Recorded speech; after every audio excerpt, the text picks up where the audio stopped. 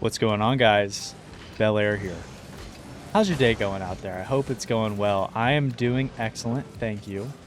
And that's because we're on this beautiful pitch watching Jorius in a surprising decal. I feel like he usually rocks some of your, standard presets.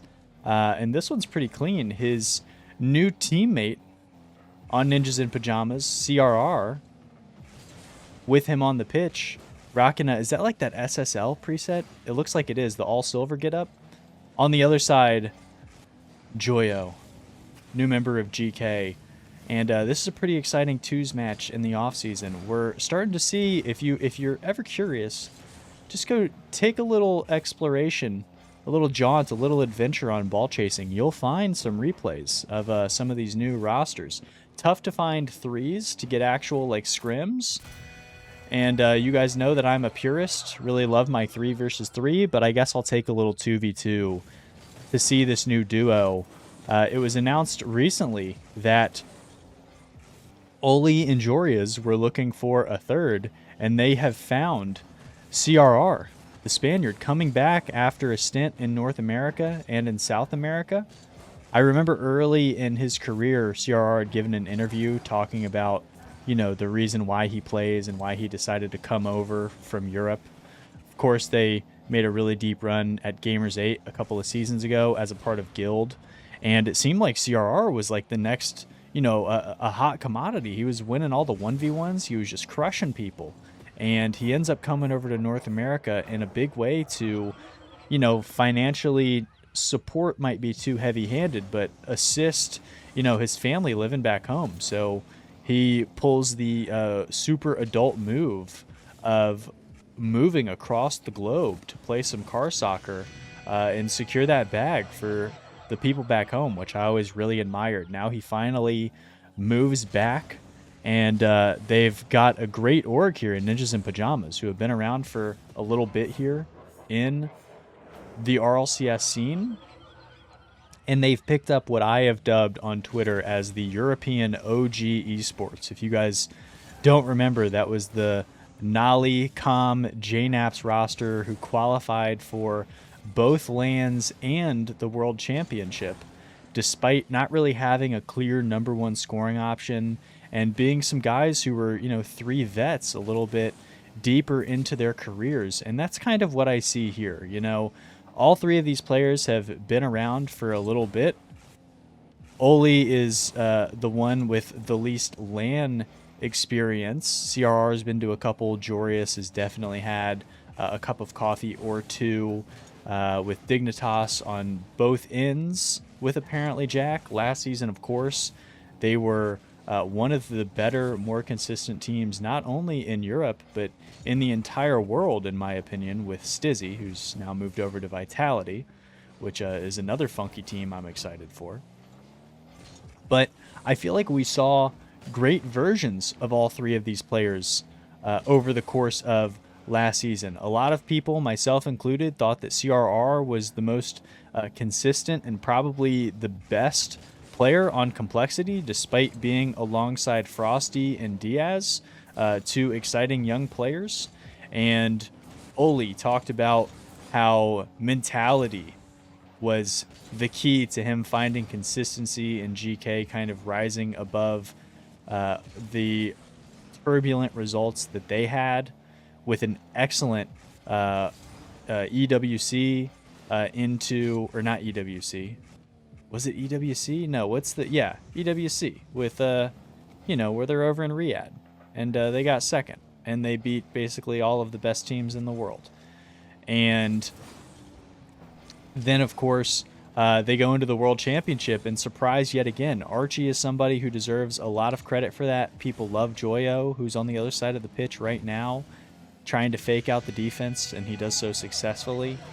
But I thought that Oli was really somebody who deserved to be in the MVP conversation from Worlds as well. I was very, very impressed by his stalwart defending, and his just striking in the box was something to be admired. And we haven't even talked about Jorius, a player who, finishes up schooling and has been very open and transparent about his struggles and eventual successes in improving his mentality and consistency, despite, by his own words, not being, the most mechanical player in the world anymore.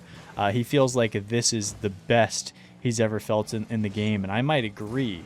And this is something that is now turning into a theme in my recent videos. But this concept of players, I think we're so ingrained with the idea of traditional sports where, you're young and you're figuring it out, but then, you reach kind of your peak. I'm mostly talking about the NBA in my own experience, but, around 26, that's really where you're peaking. And then you kind of become an ancillary piece as you enter into the later parts of your career. But I just don't know if we're going to, over the course of time, as we get more data and bites at the apple, I don't know if that's going to be the same thing that we see in esports, but more specifically in the RLCS. I think that we're actually going to see players at their best when they're a little bit later into their careers. And maybe that's wrong, even as I'm thinking about that. Maybe the best later in their careers is the wrong thing to say, but as we're heading into an overtime on what's been a shootout here, maybe a more accurate thing to say is that when you're talking about how there's only 3 players on a roster and you really need all 3 to perform, in the NBA, your third best player, or one of the necessary, oh my god, this guy is what's going to get us over the hump in the playoffs, isn't going to be somebody who's later in their career past their peak. But you can see that in esports, and I think that this is a roster of all 3 of those players, which to put a bow on what ended up being a very long metaphor here, European OG esports is kind of what I'm seeing. But Europe is very deep. So are they going to be able to actually make consistent lands like OG was, just because of how much talent is floating around out there? That is to be determined. But I do think this is a team that can have all 3 players really kind of shine, where sometimes you see rosters where it's in order for Vitality to win, Zen really has to be going. That might not be the case here, where sometimes CRR could really have it flowing. Somebody who is a very grounded player, who's great with his dribbles and controlling the pace of play.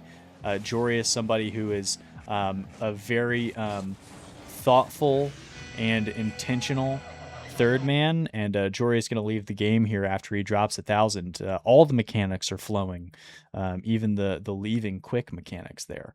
But let's finish up, talk a little bit more about Oli and where we see this team kind of fitting into the wider context in Game 2. Oli point of view, playing alongside CRR. This is 2 parties. Interesting that Tempo and Nush are playing together. Tempo, a young player in Europe that I really like, was a part of the 2 Danes 1 Bruv roster that made a really impactful, strong run in the LCQ. And that was a crazy, musty delay flick from Oli. Maybe that was a little bit of a bug on the replay here. I'm not sure. But in any case, look at him rocking the Cristianos. This is a classic, just, sweaty try-hard RLCS decal here. And CRR, his teammate, who we talked about recently. But Oli is one of those players who always kind of feels like an afterthought on all of his rosters. He's somebody who has been cut to make room for thirds in a lot of different cases in his career. And just has always been somebody who is a strong connector on the rosters that he plays against, just a floor raiser. And this most recent season with GK might have been his most impactful yet. We talked in the first game about me feeling like he should have been in contention for MVP considerations, as GK made their second straight deep run. And look at him here, just cutting this one out. I don't know. Oli's one of those guys, again, he's always an afterthought, but every time I watch him, I'm guilty of it, where I'm always like, God, he should be higher on my list. But then when I make my list, he always kind of ends up where he ends up, which is kind of, top middle of the pack. But there's worse places to be.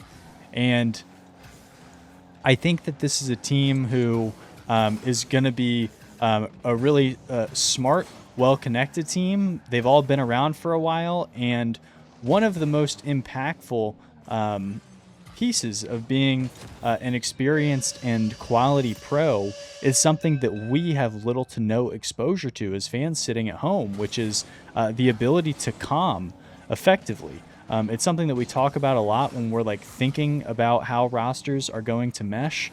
It's been a big part of conversation with the new Vitality roster as former teammates Zen and Exotic are running it back, and they've picked up Stizzy, the Spaniard. What's the comm language going to be there? Probably English, but are they going to be able to, get that going not only on the pitch, but in practices and things like that? Is that team going to gel? No issues that I can see for this trio that we're watching right now, and somehow Oli is able to get that save. I just think that they're going to be a suit and tie, business as usual, take it serious, get the job done, lunch pail kind of team. 3 vets, and Jorius definitely has shown that he can step it up mechanically. I do think that Oli is somebody who is still there too. And if I had to draw it up, I would say that this team is probably going to be a little bit above average in the goal scoring department, but probably on low-ish shots. So they're just going to create really high quality shots, and are going to be a team that aren't going to give up a lot of goals. So I think you'd see a lot of 2-1s, 3-2s from a roster like this.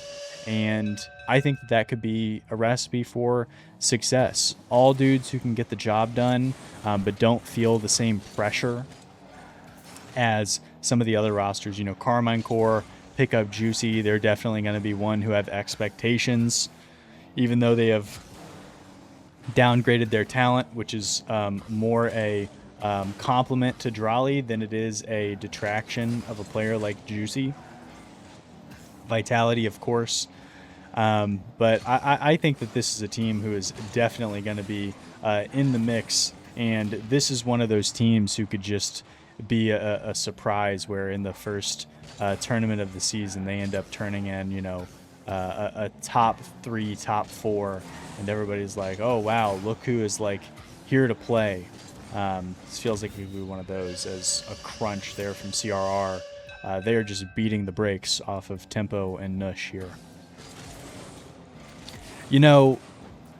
On the topic of Tempo and Nush, as we're going to get a forfeit here, I think it's really exciting that we have so much young talent that's continuing to come up. I think players like Tempo, I talked in the Astral video about a lot of young guns, Rusties, Mozzarella, Day Shift, Nush of the Alcatia roster with Dr. Known and Ops. There's just so many dudes, and it's exciting that after a couple of seasons here of doom and gloom and what is going to come of the RLCS, that we haven't seen a diminishment in the pipeline of young talent, I think is something that's really exciting. So to put a pin on the rambling, guys, what do you think of this Ninjas in Pajamas roster?